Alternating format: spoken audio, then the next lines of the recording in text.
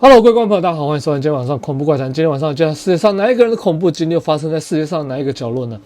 我必须说，今天的恐怖怪谈开始之前，还是先跟一些非会员的朋友们讲一下，因为其实我最近有看到一些留言，那有一些朋友在问说，怎么看会员版的部分哈？那其实在这边先告诉非会员的朋友们，你们可以在那个每一支非会员版的影片当中。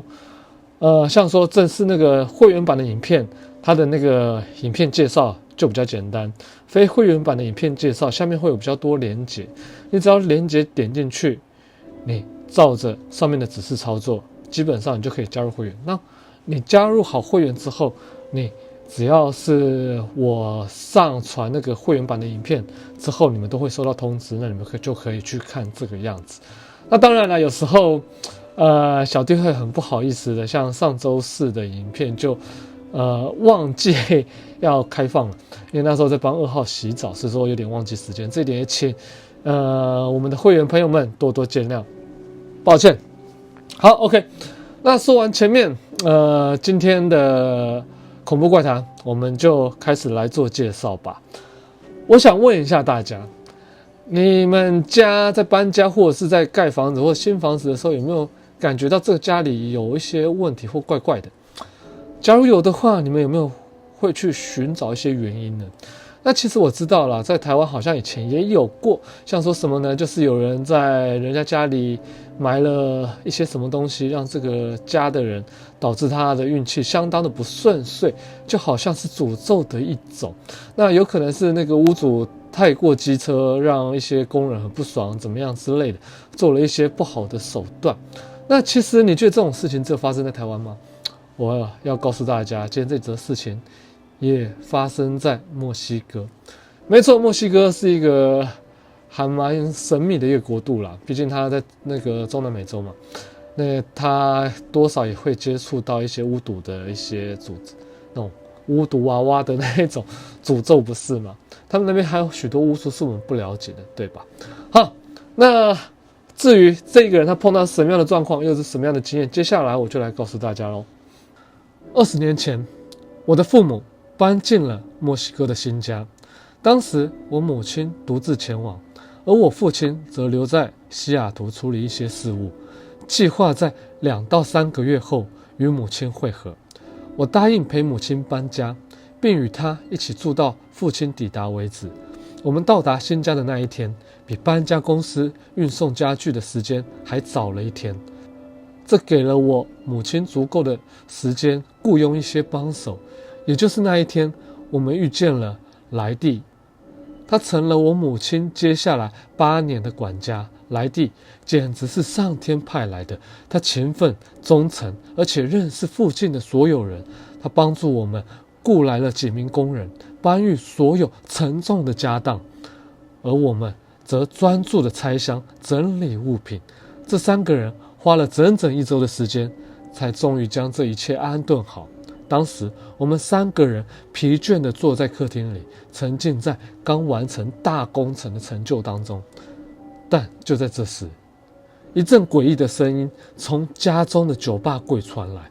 这是一座木质的酒吧柜，类似于酒馆里的那种，有3张高脚椅、红酒瓶架、玻璃杯与酒具的陈列架。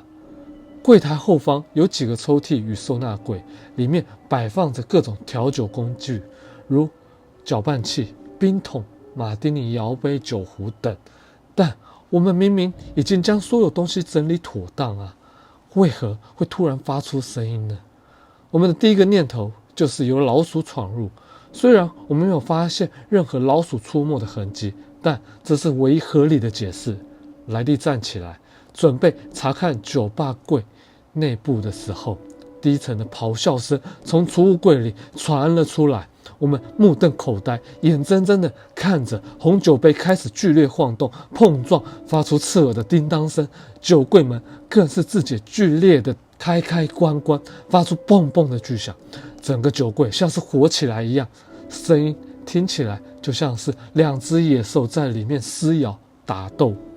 我的恐惧让我无法动弹，心脏几乎快要从胸口跳了出来，而我的母亲则惊恐地开始祷告与尖叫，然后一切突然静止了。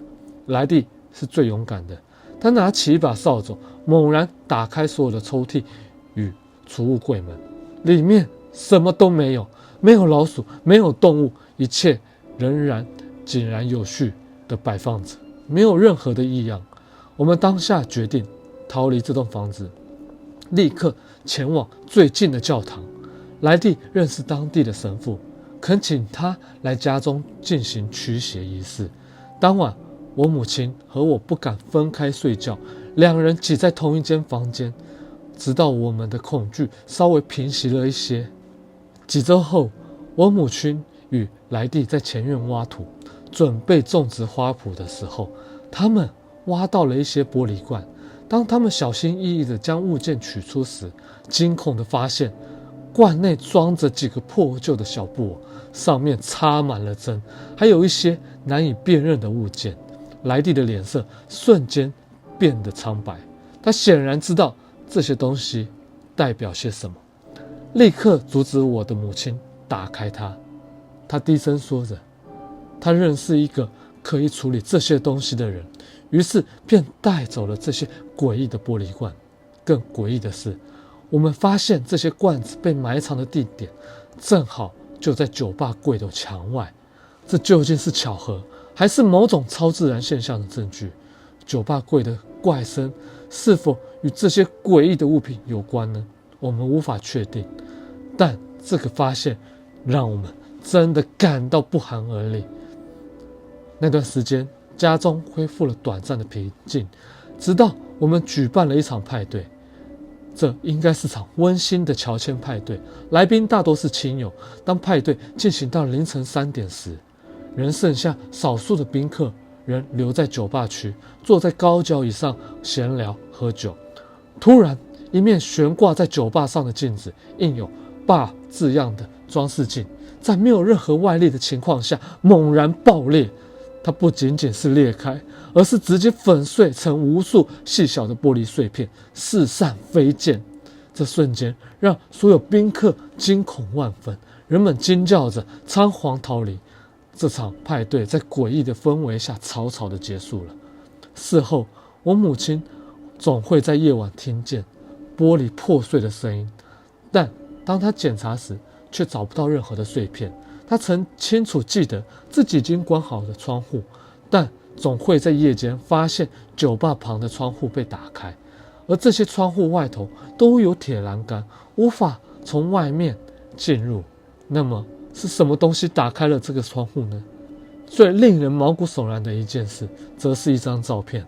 有一天，我随机拍摄了几张房子的照片，当我仔细检查时，发现其中一张酒吧区的照片里，其中一张高脚椅上竟然浮现出一张可怕的脸。